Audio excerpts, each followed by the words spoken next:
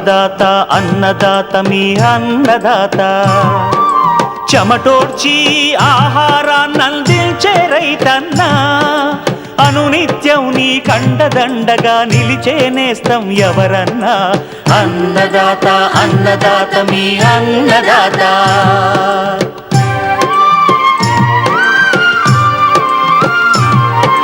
నూతన రీతుల సాగుబడికి నూరింతలు పెరిగే దిగుబడికి సూచనలిచ్చే సస్య రక్షణకు పశు పోషణకి శాస్త్ర విజ్ఞానం అందించి ముందుకు నడిపే తెలుగు రైతు భారతదేశానికి మకుటం అయ్యేలా తీర్చిదిద్దే ఆశయంతో మిమ్ము మేలు కొలిపేది అన్నదాత అన్నదాత అన్నదాత మీ అన్నదాత అన్నదాత అన్నదాత మీ అన్నదాత.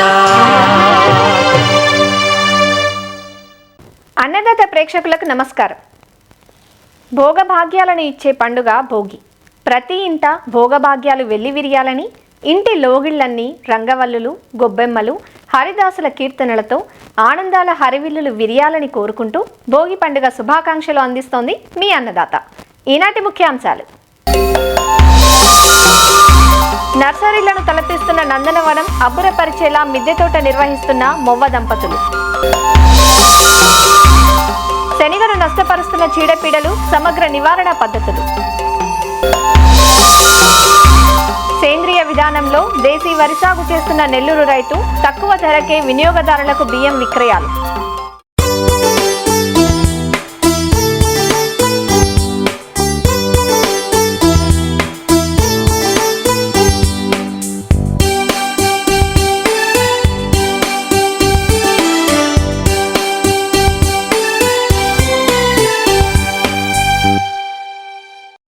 రబీ కాలంలో సాగు చేయబడుతూ వాతావరణంలోని మంచును ఉపయోగించుకొని నల్లరేగడి నేలల్లోని మిగులు తేమతో చక్కగా పెరిగే అపరాల పంట శనగ. అందుకే నీటి వసతి తక్కువగా ఉన్న రైతులు వర్షాధారంగా కానీ లేదా 1-2 నీటి తడుల క్రింద రబీలో శనగను వేస్తూ ఉంటారు. అక్టోబర్ నుంచి డిసెంబర్ మొదటి వారం వరకు విత్తిన పంట ప్రస్తుతం 45 నుంచి 60 రోజుల దశలో ఉంది. ఈ దశలో శనగకు ప్రధాన శత్రువులు చీడపీడలు. ప్రధానంగా పూత కాత దశల్లో ఆశించే శనగపచ్చ పురుగు, రబ్బరు పురుగు, ఎండు తెగులు, వేరుకుళ్ళు తెగుళ్లు తీవ్ర నష్టాన్ని కలిగిస్తాయి. అందువల్ల ఈ చీడపీడల నివారణకు సమయానుకూలంగా సమగ్ర సస్యరక్షణ చర్యలు చేపట్టాలంటూ వివరిస్తున్నారు సంగారెడ్డిలోని DDS కృషి విజ్ఞాన కేంద్రం శాస్త్రవేత్త డాక్టర్ స్నేహలత. ఈ శనగ పంట తీసుకున్నట్లయితే మనకి రాగడి భూమిలో ఉన్న తేమ శాతాన్ని ఉపయోగించుకొని అలాగే మంచుకి పండించే పప్పుధాన్యం పంట ఒకటి శనగ పంట చూసుకున్నట్లయితే 45 నుంచి 60 రోజుల్లో ఉన్న పంట ఉందన్నమాట. ముందుగా ఆకుపైన పూతపైన కాయపైన ఈ శనగపచ్చ పురుగు అనేది గుడ్లు ఒకటిగా పెడుతూ ఉంటుంది అన్నమాట. మొదటి దశ ఏంటంటే ఆకులని తినేస్తూ ఉంటుంది. తర్వాత రెండో దశ ఏంటంటే ఆకులను పూతను తినేస్తూ ఉంటుంది.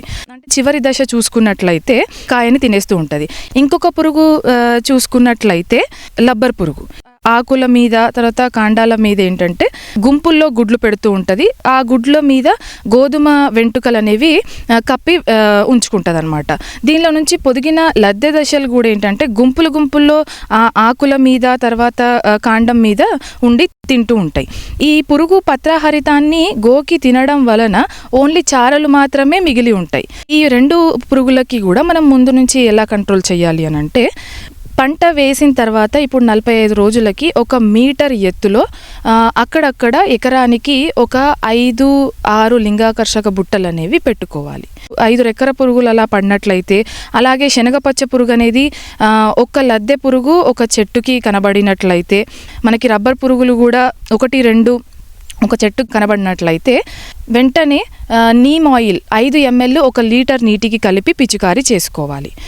లేకపోతే 5% వేపగింజల కషాయం అనేది పిచికారీ చేసుకోవచ్చు. ఇంకొకటి ఏంటంటే పంట సాలల్లో బొరుగులు అంటే ప్యాలాలు అంటాం వాటిని చల్లుకోవాలి. తర్వాత ఏంటి వై ఆకారము కట్టెలు అనేవి పాతుకోవాలి. తద్వారా ఏంటంటే మనకి పిట్టలు వచ్చి వాలడం వలన ఈ పురుగుని తినడం అనేది చేస్తూ ఉంటాయి. ఇవే కాకుండా దశపర్ణి కషాయం అనేది 10 రకాల ఆకులతో తయారు చేసుకోవడం జరుగుతుంది. పంట వేసిన తర్వాత ఒక 30 రోజులకి తర్వాత కాయ దశల్లో కూడా 2 సార్లు 6 లీటర్లు 200 లీటర్ నీటిలో కలిపి మనం పిచికారి చేసుకున్నట్లయితే ఈ పురుగు ఉద్రిక్తత అనేది తగ్గించుకోవచ్చు. అదే ఇప్పుడు తెగుళ్ళ విషయానికి వచ్చినట్లయితే ఈ ఎండు తెగుళ్ళు వచ్చేసి భూమిలో ఉన్న శిలీంధ్రాల నుంచి వ్యాపింపజేస్తాయి. మొక్క కాండం గనక చీల్చి చూసినట్లయితే గోధుమ రంగు చారలు, నల్ల చారలు అనేవి ఏర్పడుతూ ఉంటాయి. ఇవేవైనా తెగుళ్ళు మనకి భూమిలో ఉండే శిలీంధ్రాల నుంచి వ్యాప్తిస్తున్నాయి గనుక మళ్ళీ ఈ శిలీంధ్రాలు అనేవి 6 సంవత్సరాలు అలా ఉండిపోతాయి భూమిలో. కావున రైతులంతా ఏంటంటే దాంట్లో ఒక 3 సంవత్సరాలు శనగ పంట వేయకపోవడమే మంచిది. ధాన్యం పంటలైనా మనకి జొన్న, మొక్కజొన్న లాంటి పంటలతోని మార్పిడి అనేది చేసుకోవాలి. పంట వేసుకునేటప్పుడు ఫస్ట్ లోతస్తు దుక్కులు అనేవి చేసుకోవాలి. తర్వాత ఏంటంటే దుక్కిలో మనము ఒక 200 కేజీల పేడాలో మనము 1 కేజీ ట్రైకోడర్మా లేదా సూడోమోనాస్ అనేది కలిపి అది ఒక 15 రోజులు అలా పెట్టి బ్యాక్టీరియా అంతా మల్టిప్లై అయిన తర్వాత మనము దుక్కిలో వేసుకున్నట్లయితే తెగులు వ్యాపింపజేసే శిలీంధ్రాలని ఇది అరికడుతుంది. విత్తనం వేసుకునేటప్పుడు 1 కేజీ విత్తనానికి 10 గ్రాముల ట్రైకోడర్మాతోని మనం విత్తన శుద్ధి అనేది చేసుకొని విత్తుకున్నట్లయితే తెగుళ్ళని నివారించుకోవచ్చు. అదే మనం పంట వేశాక కూడా ఇవి తెగుళ్ళు అనేవి కనబడుతున్నాయి అంటే ఇవి పీకేసేసి దూరంగా పడేయడం కానీ కాల్చేయడం కానీ చేయాలి. 10 నుంచి 15 గ్రాముల సూడోమోనాస్ లేకపోతే ట్రైకోడర్మా లీటర్ నీటికి కలిపేసేసి ఎక్కడైతే మనము అది పీకి వేసినామో అక్కడ డ్రెంచింగ్ అనేది చేసుకోవాలి. ఇలా సమగ్ర సస్యరక్షణ విధానంలో చేసుకున్నట్లయితే రైతు ఖచ్చితంగా మంచి దిగుబడులు అనేవి పొందవచ్చు.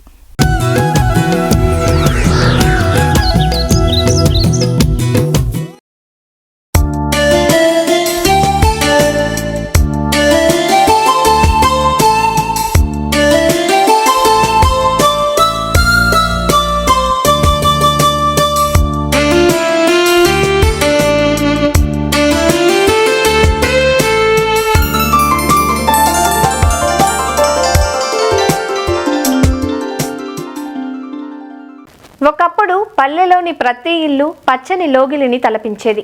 కాలం తెచ్చిన మార్పుతో, పెరుగుతున్న అవగాహనతో నగరాలు, పట్టణాల్లో మిద్దె సాగును మొదలుపెట్టారు. ఇప్పుడు ఆ ధోరణి పల్లెలకు వ్యాపించింది. ఇప్పుడు మీరు చూడబోతున్న నందనవనమే ఇందుకు నిదర్శనం. అరుదైన అందమైన మొక్కలకు నిలయంగా పూల మొక్కలతో పాటు పండ్ల మొక్కలు, కూరజాతులు, ఎడారి మొక్కలు, అలంకరణ మొక్కలను మలిచిన తీరు చూస్తే అబ్బో అనకమానరు. ఎంతో ఓపికతో, అంతే ఒద్దికగా మొక్కలను పసిపిల్లల్లా పెంపకం చేస్తున్నారు కృష్ణా జిల్లా మొవ్వ గ్రామానికి చెందిన దంపతులు. 7-10 వయసుల్లోనూ కొన్ని వందల మొక్కల బాగోగులను చూసుకుంటూ అందరికీ ఆదర్శంగా నిలుస్తున్నారు. నర్సరీని తలపిస్తున్న ఆ నందనవనంలోని విశేషాలను మీరు చూసేయండి.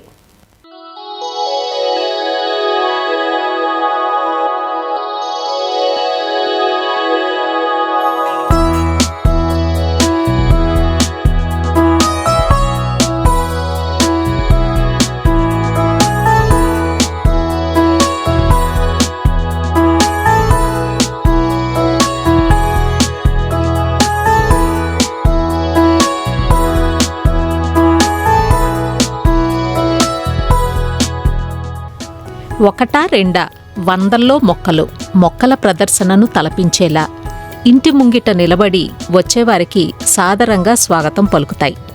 పూలు, పండ్లు, ఎడారి మొక్కలు, అలంకరణ మొక్కలు, ఔషధ మొక్కలు, అరుదైన మొక్కలు, ఇలా వేటి ప్రత్యేకత వాటిదే.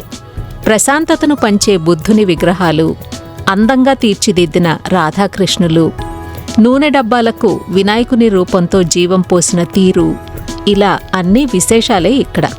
ఇంతకీ ఈ నందనవనం ఎక్కడుందో చెప్పలేదు కదూ. కృష్ణా జిల్లాలో మువ్వగోపాలుడు నెలవైన గ్రామం మొవ్వ. ఇదిగో దారికి ఇరువైపులా మొక్కల యోగక్షేమాలను చూసుకుంటున్న ఈ దంపతులే శివరాణి, సాయి ప్రసాద్. అందంగా వెల్లివిరిసిన పూబంతులు ముచ్చట గొలుపుతున్నాయి కదూ. ఇంట ముంగిట నర్సరీని తలపించేలా ఉన్న వందల మొక్కలు ఔరా అనిపిస్తాయి. వాటిని అమర్చిన తీరును చూస్తేనే తెలిసిపోతుంది ఈ దంపతులకు వాటిపై ఉన్న ప్రేమ. అంతేకాదు, మేడపైన సైతం మొక్కల పెంపకం చేస్తున్నారు. ప్రభుత్వోద్యోగిగా పనిచేసి ఉద్యోగ విరమణ అనంతరం ఇలా మొక్కల పెంపకానికి కేటాయించానంటూ ఎంతో ఆనందంగా చెబుతారు శివరాణి. నాకు చిన్నప్పటి నుంచి కూడా మొక్కలంటే చాలా ఇష్టం అండి. కాకపోతే అప్పట్లో ఇన్ని మొక్కలు పెంచాలి, ఇన్ని రకాలు ఉంటాయని తెలిసేది కాదండి. ఆ కాలంలో దొరికే మొక్కలను అట్లా పెంచుకునేదాన్నండి. నేను 2020లో రిటైర్ అయిన తర్వాత ఇవన్నీ బాగా డెవలప్ చేశానండి. ఫస్ట్లోనేమో సంవత్సరం 2 సంవత్సరాలు మాత్రమే చేస్తానని మా వారితో చెప్పి ఒప్పించానండి. ఆయనకు కూడా మొక్కలంటే బాగా ఇష్టం అండి. అసలు నాకన్నా కూడా ఆయనకి ఎక్కువ ఇష్టము. దాంతో ఆయన కూడా సర్లేమని పెంచేవాళ్ళండి. మా గార్డెన్లో ఉన్న ప్రతి మొక్క కూడా మా వారి చేతితో పెట్టిన మొక్కేనండి. నేను అసలు పెట్టలేదు. కాకపోతే ఆ మొక్క పెడతానికి కావాల్సిన పరికరాలని నేను అందించి అవన్నీ చేసేదాన్ని. ఈ హ్యాంగింగ్ పాట్స్ కానీ ఇవన్నీ ఎట్లాగో ఐడియాలన్నీ ఆయన ఐడియాలతో చేసినాయనండి. తక్కువ రేట్లో బౌల్స్ కొనుక్కుని వాటికి పెయింట్లు వేస్తే ఆయన ఉట్లు తయారు చేసేవాళ్ళండి. అట్లాగే ఫంక్షన్ లాట్లో పెరుగు తోడేసేవాళ్ళండి. పెరుగు మట్టి అండి, అవి కూడా ఫ్రీగా తెచ్చుకుని వాటికి పెయింట్లు వేసుకుని వాటికి ముగ్గులో వేసుకుని అట్లా పెంచుకున్నామండి. మట్టి కుండల్లో బాగా పెరుగుతాయండి మొక్కలు. మా ఇంటి ముందు పంచాయతీ వాళ్ళు రోడ్డు వేసారండి. రోడ్డు మీద కూడా మొక్కలు పెడితే బాగుంటుంది అనే ఉద్దేశంతో ఏం చేసామంటేనండి, మన డాబా మీద పళ్ళ మొక్కలు పెడితే బాగా వెయిట్ ఎక్కువ, పెద్ద ఆటలో పెట్టాలి కదండి, అందుకని వెయిట్ ఎక్కువ పడుతుందని కింద పెట్టేసామండి. మూత ఉండ డ్రమ్ములను తీసుకునే వాళ్ళము. సగాన్ని కట్ చేస్తే 2 అయ్యేయండి. రెండిట్లో 2 పళ్ళ మొక్కలు, చుట్టూ కూరగాయల మొక్కలు పెట్టుకునే వాళ్ళం అండి. ఎందుకంటే మనకు ప్లేస్ కలిసి వస్తుంది.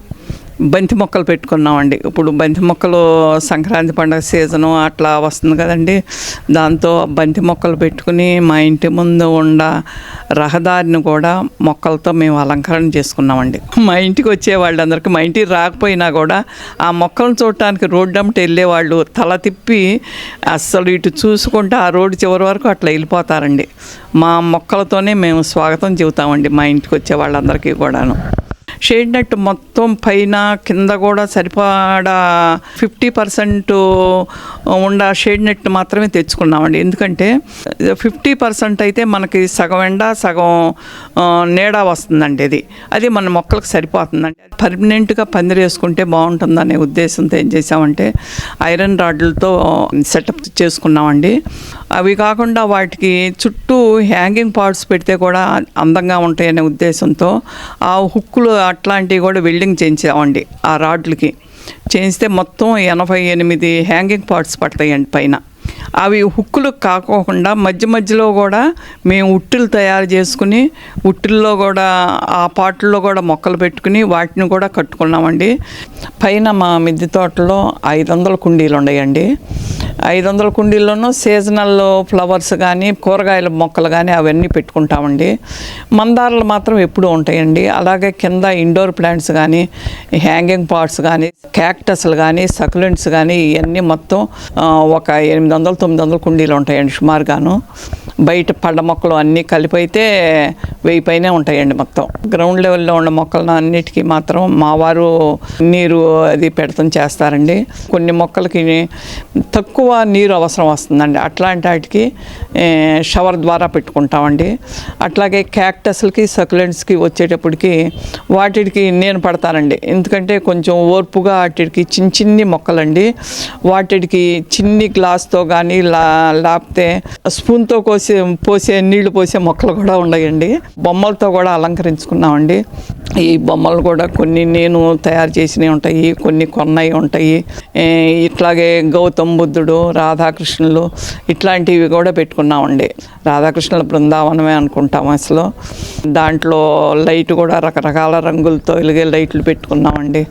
ఇప్పుడు ఇండోర్ ప్లాంట్స్ అన్నీ ఓ పక్కన, క్యాక్టస్లో ఓ పక్కన. ఇప్పుడు ఎవరన్నా మన ఇంటికి వచ్చినప్పుడు వాళ్ళు చక్కగా నడవటానికి కానీ చక్కగా చూడటానికి కానీ ఒక రకం మొక్కలు ఒక చోట పెట్టుకుంటే చాలా అందంగా ఉంటాయండి. ఆ ఉద్దేశంతో అట్లా అమర్చుకున్నామండి మేము. ఈ మొక్కల ద్వారా మా ఇంటికి 10 మంది వచ్చి వెళ్ళాలి అనే నా కోరిక అండి. 10 మందిలో ఒక్కలైనా సరే మా గార్డెన్ చూసి వాళ్ళు కూడా ఇంప్రెస్ అయ్యి వాళ్ళు కూడా మొక్కలు పెంచాలనేదే నా కోరిక. కరోనా అది వచ్చిన తర్వాత ఈ ఆహారం అది కలుషితం అయిపోతాయింది. ఇదంతా మనకి చాలా ఇబ్బంది పడిపోతాము, రోగాల బారిన పడిపోతాము అనే ఉద్దేశంతో ఈ కూరగాయల విత్తనాలు ఇవన్నీ ఇట్లా పెంచుతున్నాము. మేము కలుషితం లేని ఆహారాన్ని మేము తింటూ మేము ఆరోగ్యాన్ని పొందుతున్నామండి. అందరూ కూడా ఇట్లాగే సేంద్రియ పద్ధతుల్లో మొక్కలను పెంచుకుని వారు కూడా కలుషితం లేని ఆహారం ద్వారా ఆరోగ్యాన్ని పెంపొందించుకోవాలని కోరుకుంటున్నానండి. వ్యాయామం కంటే అండి విడిగానేమో రిటైర్ అయిన తర్వాత పెద్దగా మేము అసలు ఎక్కడికి వెళ్ళమండి. ఈ మొక్కలకి నీళ్లు పోయటం, వాటిలో ఉన్న కలుపులు అవి తీసుకోవటం, ఎండిపోయిన ఆకులు అవి తీయటం, ఇది మనకి ఒక రకమైన చాలా ఎక్సర్సైజ్ అండి. ఇది ఆ మొక్కలను చూసేటప్పటికి ఎంతో ప్రశాంతంగా ఉంటుందండి. అన్నీ మర్చిపోతాము. ఎవరన్నా వచ్చినా కూడా మేము చక్కగా గార్డెన్లోకి తీసుకొచ్చి అన్నీ అక్కడే షేర్ చేసుకుంటామండి అందరం కలిపి. మొక్కల పెంపకానికి అవసరమైన ఎరువులను సేంద్రియ పద్ధతిలో అందిస్తున్నారు. అలానే చీడపీడల నివారణకు సొంతంగా కషాయాలు తయారు చేసుకుంటున్నారు. 7-10 వయసులోనూ ఎంతో చలాకీగా పనులు చేసుకునే తమకు ఈ తోట పనులే వ్యాయామం అని చెబుతారు సాయి ప్రసాద్. మాకు టెర్రస్ గార్డెన్ ఉంది. మేము గార్డెన్కి అవసరమైనటువంటి లిక్విడ్స్ తయారు చేస్తాము. వేస్ట్ డీకంపోజర్ తయారు చేస్తాము. అది 1:15 రేటుకి కలిపి పోస్తాం నీళ్ళు. తర్వాత జీవామృతం కలుపుకుంటాము కిచెన్ వేస్ట్లు. అది కూడా ఈ మధ్యన 2 డ్రమ్ములు తయారు చేసాం. అది ఎక్కువగా అవి వాడతామండి.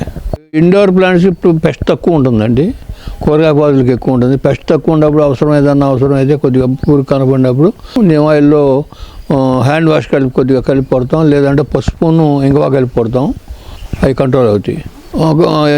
గార్డెన్లో చేస్తాం మొదలెట్టడం కొద్దిగా హ్యాపీగానే ఉంటామండి. ఎందుకంటే శరీరం కొద్దిగా కూర్చున్న దానికంటే అలిసిన దానికి ఎక్కువ ఆహ్లాదంగా ఉంటుందండి. మాకేంటంటే వేరే ఎవరితోనూ పరిచయాలు తక్కువ ఇక్కడ.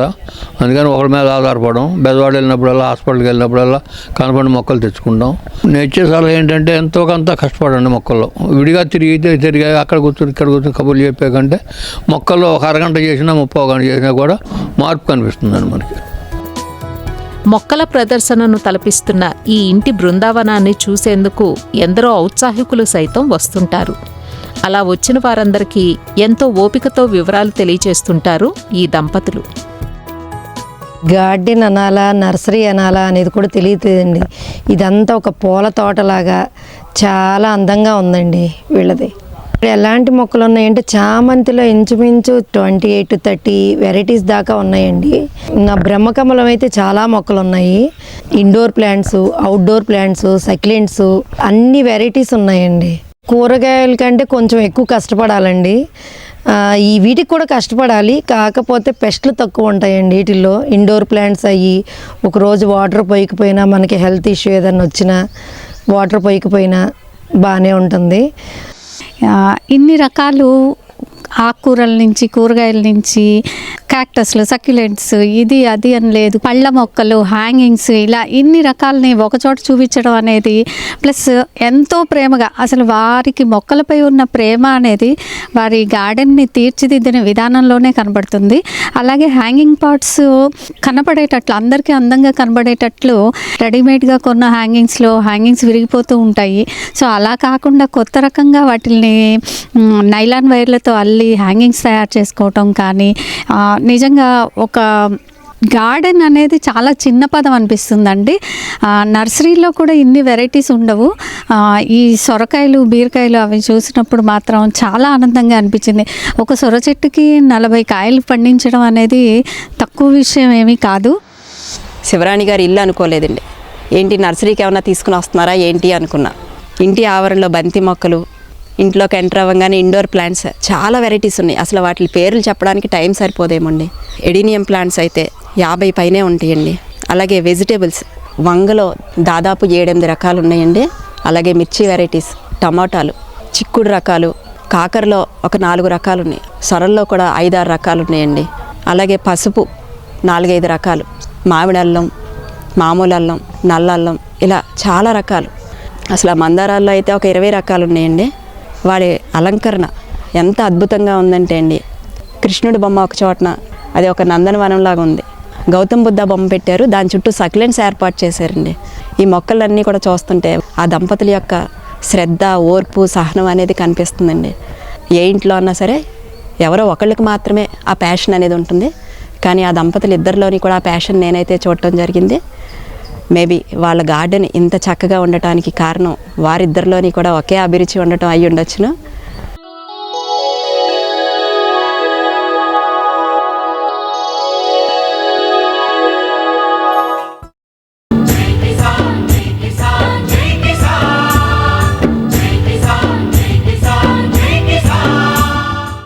వ్యవసాయంలో సాగు ఖర్చులు పెరిగిపోయి గిట్టుబాటు ధరలు లభించడం లేదనేది దాదాపు రైతుల అనుభవం. అయితే పెట్టుబడి వ్యయాన్ని తగ్గించుకుంటూ వచ్చిన పంటను వినియోగదారులకు సరసమైన ధరలకు అందిస్తున్న అన్నదాతలు ఉన్నారు. అలాంటి వారిలో ఒకరు యుగంధర్. నెల్లూరు జిల్లాకు చెందిన ఈ రైతు గత 10 ఏళ్లుగా సేంద్రియ విధానంలో వరి సాగు చేసి బియ్యాన్ని విక్రయిస్తున్నాడు.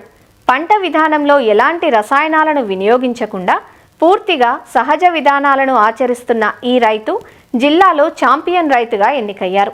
ఆయన అనుభవాలను మా ప్రతినిధి రాజారావు ముఖాముఖి ద్వారా ఇప్పుడు చూద్దాం. నెల్లూరు జిల్లా రేబాల గ్రామానికి చెందిన రైతు యుగంధర్. ఈయన ఈ ప్రాంతంలో అనేక మంది కూడా ఒక సైంటిస్ట్గానే గుర్తిస్తారు. ఆయన క్షేత్రస్థాయిలో అనేక ప్రయోగాలు చేసి దాదాపు 10 సంవత్సరాలు సేంద్రియ వ్యవసాయం చేస్తూ అందరూ కూడా ఒక ఆదర్శంగా నిలిచారు. ఏ విధంగా సేంద్రియ వ్యవసాయం చేస్తున్నారు, గత 10 సంవత్సరాలుగా ఎలా దిగుబడులు సాధించారో అనే విషయాలు ఇక్కడ అడిగి తెలుసుకుందాం. సేంద్రియ వ్యవసాయంలో మీరు 10 సంవత్సరాలకి ఎలా చేస్తారు? సార్, ఫస్ట్ ఆవులు ఉన్నాయి సార్. నాకు వచ్చినప్పటి నుంచి వాటికి కెమికల్స్ లేని ఆహారం ఇవ్వాలనే ఉద్దేశంతో పురుగు మందులు కొట్టడం ఆపేశాను సార్. ఆపేసి పశువుల పేడతో స్టార్ట్ చేశాను సార్. అదే టైంలో లక్కీగా డిపార్ట్మెంట్ వాళ్ళు కూడా జనువు జీలుగా పిలిపిస్తారు ఇచ్చారు సార్. నాకు ల్యాండ్కి జనువు బాగా సెట్ అయింది సార్. చేసి ఇప్పుడు బిగినింగ్లో కొంచెం ఇబ్బంది అయినా కానీ పొంగ నేలలో నాకు ఈ వానపాములు అన్నీ పెరిగి బాగా దిగుబడి రావడం మొదలైంది సార్. అప్పటి నుంచి నేను సేంద్రీయ వ్యవసాయం ఉత్సాహంగా చేస్తాను. దేశీయ రకాలు వాడతాం సార్. అంటే దానికి కెమికల్స్ అవసరం లేదు సార్. నెల్లూరు జిల్లా మొలగులు చాలా ఫేమస్. అది 6 నెలల పంట సార్. న్యాచురల్గానే వచ్చేస్తారు సార్. అది ఖర్చు చాలా తక్కువ అవుతుంది సార్. ఎందుకంటే కెమికల్స్ పురుగు మందులు ఏం వాడం సార్. డిపార్ట్మెంట్ వాళ్ళు ఫాస్ఫరస్ సాల్బింగ్ బ్యాక్టీరియా, పొటాష్ సాల్బింగ్ బ్యాక్టీరియా ఇస్తారు. భూమిలో ఉన్న ఫాస్ఫరస్ అని పొటాషియం అది వెలికి తీసి మొక్కకు అందిస్తారు సార్. తెగుళ్ళు ఏమన్నా వస్తే సూడోమోనాస్ స్ప్రే చేస్తాం సార్. అజోస్పైరలము, అజిటోబ్యాక్టర్ కూడా వాడతాం సార్. అంటే ఎకరాకి పూర్తిగా ఈల్డింగ్ వచ్చేటప్పటికి ఎంత ఖర్చు అవుతుంది సార్? నాకు ఎకరాకి 15,000 ఖర్చు అవుతుంది సార్. 2 పుట్లు అవుతాయి సార్. మామూలుగా ఖర్చు తక్కువతో వచ్చిన దానివల్ల నాది సొంతంగా నేను వడ్లు స్టోర్ చేసుకొని 1 సంవత్సరం తర్వాత ఆడిచ్చి మిల్ చేసి మా పక్క రైతులకి వాళ్ళ వినియోగదారులకి తక్కువ రేటుకే ఇస్తున్నాను సార్. నేను మీకు ఎలా అనిపించింది? 10 ఏళ్ళుగా ఎలా కొంటున్నారు? ధరలు కూడా ఎలా లభిస్తుంది? సార్, నేను ఏం చేస్తానంటే మిషన్ చేసిన తర్వాత డ్రై చేస్తాను సార్. మామూలుగానే గోన్ సంచుల్లో స్టోర్ చేసి 4 వడ్ల కొట్లు కట్టిపెట్టున్నాను సార్. అవి కొంచెం బాగా పాత పడితే తప్పక అన్నం కావట్లేదు సార్. అందుకని పాత పడిన తర్వాత మిల్లింగ్ చేసుకొని నేను వినియోగించింది బాగుంటేనే నేను వినియోగదారులకు ఇస్తున్నాను సార్. మార్కెట్ ధర కంటే కూడా నేను తక్కువకే ఇస్తున్నాను సార్. అంటే గవర్నమెంట్ ఇచ్చే ఎంఎస్పి రేట్కే క్యాలిక్యులేట్ చేసుకుంటాను. ఎందుకంటే నాకు ఖర్చు చాలా తగ్గిపోతుంది సార్. పూర్తిగా 100 కేజీలు వడ్లు ఆడిస్తే 70 కేజీలు ముడి బియ్యం వస్తున్నాయి సార్. ఆ 70 కేజీలు కేజీ 40 రూపాయల లెక్కన మనకు తెలిసిన వాళ్ళకి తక్కువ రేటుకే ఇస్తున్నాను. వాడిన వాళ్ళు సాటిస్ఫై మళ్ళీ వస్తున్నారు సార్. మీరు ఆ యువతకి ఇచ్చే సందేశం ఏంటి? అంటే చాలా మంది అంటే ఖర్చు ఎక్కువ అవుతుంది అంటున్నారు, బయట మార్కెట్లో ఎక్కువ అమ్మాల్సి వస్తుంది అంటున్నారు. మీరు వాటికి ఎలాంటి సూచనలు చేస్తారు? ఇప్పుడు నెల్లూరు జిల్లాలో కలెక్టర్ గారు ఛాంపియన్ ఫార్మర్ అనే కొత్త వినూత్నమైన పథకాన్ని తీసుకుని వచ్చారు సార్. అందులో భాగంగా 10 సంవత్సరాల నుంచి నేను చేస్తున్నాను బట్టి నన్ను సెలెక్ట్ చేసుకున్నారు సార్.